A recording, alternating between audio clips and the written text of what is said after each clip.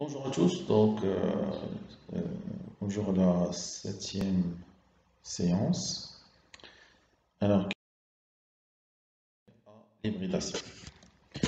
Alors, on a vu dernièrement qu'on a utilisé la méthode LCAO pour décrire les différentes orbitales atomiques pour les molécules de type A2 et de type AB.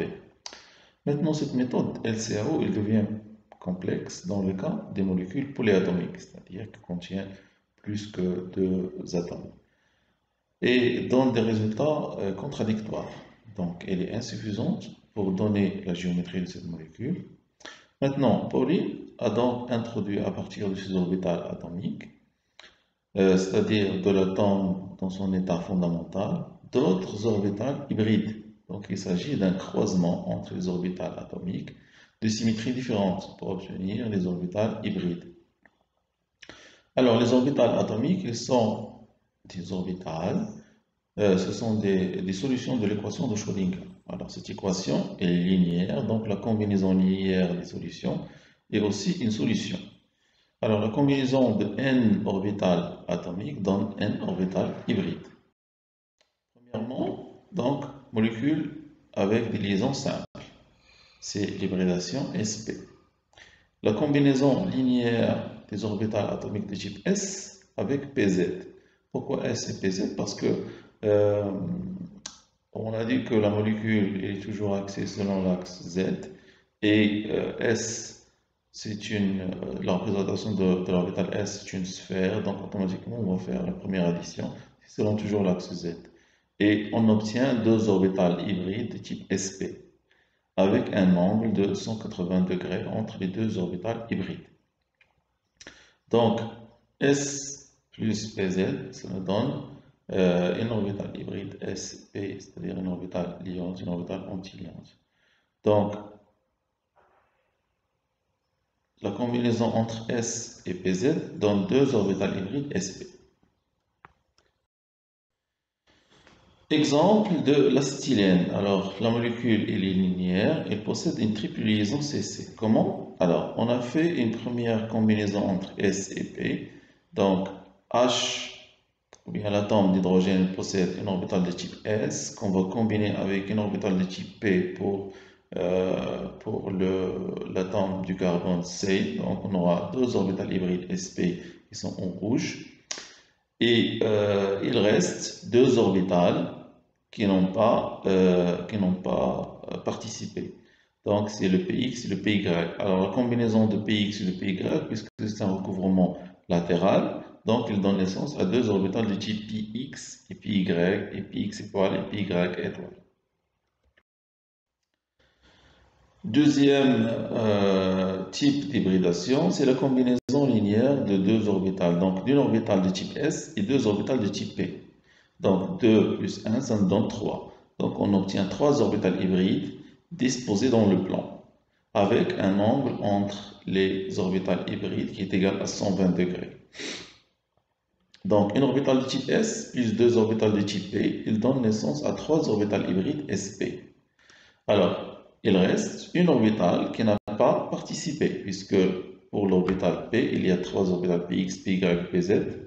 Donc, automatiquement, il y aura une orbitale de type P qui n'a pas participé. Donc, il reste une orbitale P non hybridée, orthogonale au plan des orbitales hybrides. Donc, possibilité de former une liaison de type pi, puisqu'on aurait pour les deux atomes, donc une orbitale de type P qui est non hybridée, qui reste perpendiculaire au plan.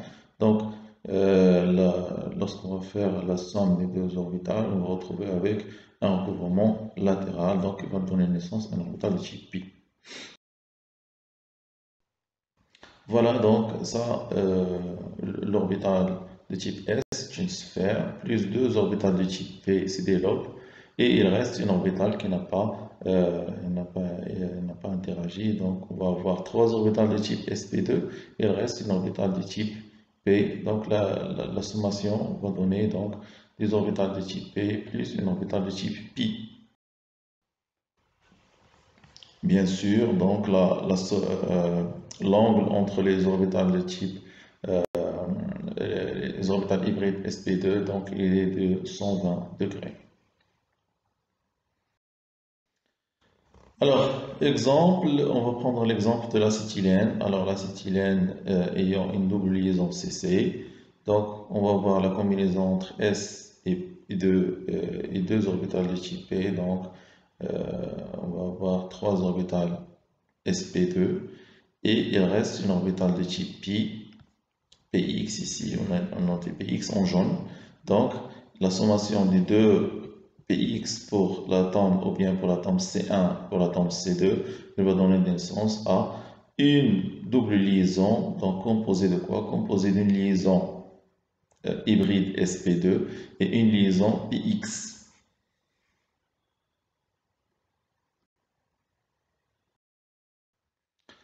L'hybridation sp3, alors la combinaison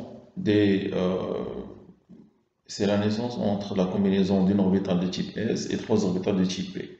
Donc on obtient quatre orbitales hybrides sp3. L'angle entre les orbitales hybrides est égal à 109,5 degrés.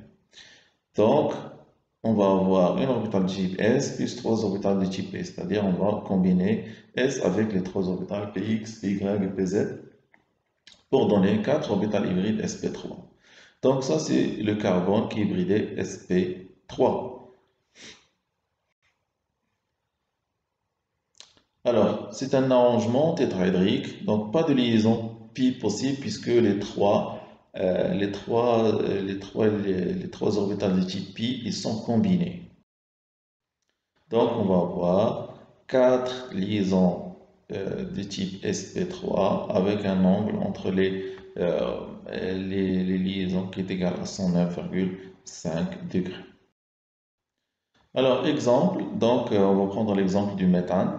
Alors, le méthane ayant 4 simples liaisons CC, donc pour pouvoir former cette molécule de méthane, il faut prendre le carbone à l'état fondamental, passer d'un état fondamental à un état excité pour avoir 4 électrons non appariés. Alors ces 4 électrons ils vont se combiner avec